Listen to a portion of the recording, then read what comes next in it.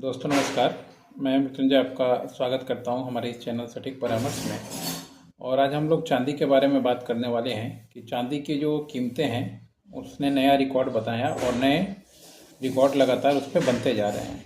और लंदन के बाज़ार में क्यों हलचल है ये एक बार फिर से जानेंगे, क्योंकि 1980 में ये पिछला रिकॉर्ड था लगभग 52 डॉलर प्रति औंस का, और वो अभी टूट चुका है।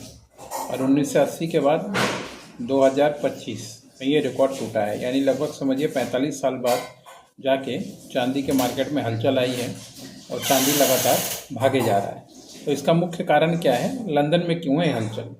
एक जो ब्यूरो है ब्लूमबर्ग, आप लोग जानते होंगे, ब्लूमबर्ग जो है वो रिसर्च वगैरह का काम करता है, और उसकी जानकारी के अनुसार जो ग्लोबल ट्रेड सेंटर है, आप लोग जानते हैं चांदी का या सोने का जो रेट निकल के आता है वो लंदन का जो LMBA एक्सचेंज है वहीं से निकलता है और फिर बाकी बाज़ार में जाता है।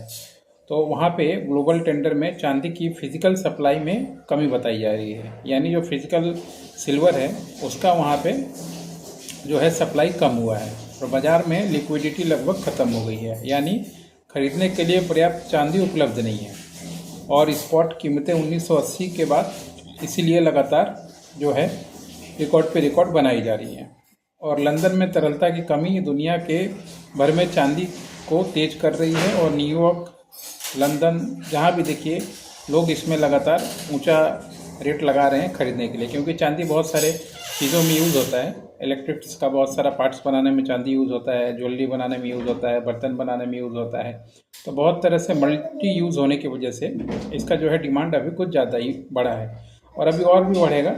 हो सके थोड़ा आपको अगर EV बढ़े या सर्किट का काम बढ़े तो और भी जो है रेट बढ़ सकता है। और भारत ने बड़ी मांग से लंदन में सप्लाई घटी। ये भी एक जानकारी आया है कि चांदी लीज रेंट यानी लंदन बाजार में मेटल उधार लेने की वापसी लागत इस साल ज़्यादा बढ़ी है, लेकिन शुक्रवार को एक माह के आधार पर 30% ऊपर चल रही है, और इससे शॉर्ट पोजीशन बढ़ाने के लिए लगभग असाधारण रूप से महंगाई हो रही है। ये भी एक कारण है, टैरिफ जांच और बाजार की चिंता। अब देखिए अप्रैल में धातुओं के औपचारिक रूप से शुल्क मुक्त कर दिया गया था। ये आपने लास्ट हमारे उसमें देखा था कि 15% से 7% कर दिया गया था जो टैरिफ था, लेकिन अमेरिका प्रशासन ने सेक्शन 323 जांच अभी जारी है, जिसमें चांदी, प्लेटिनम और पेंडुलम शामिल है, और इस जांच की आशंका बढ़ सकता है, नए शुल्क लागू हो सकते हैं। इसमें बाजार में थोड़ा सा जो है चिंता है बाजार को कि हो सके अगर नया शुल्क लागू होगा तो फिर चांदी और भी एक बार महंगा हो सकता है।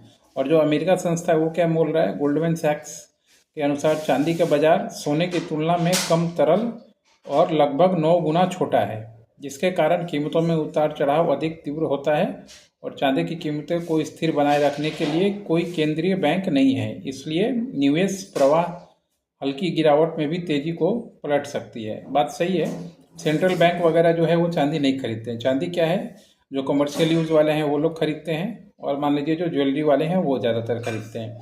बैंक जो है गोल्ड रिजर्व रखता है, इसलिए बहुत सारे कंट्रोल उस पर होता है, मगर चांदी में ऐसा नहीं है। कीमती धातुओं में लगभग तेजी 58% के आसपास जो है इस बार हुआ है।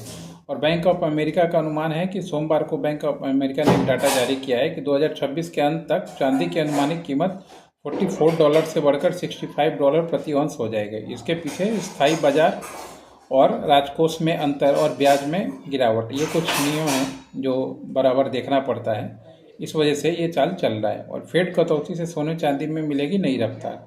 अब ये फेड का भी एंगल हमेशा ही रहता है।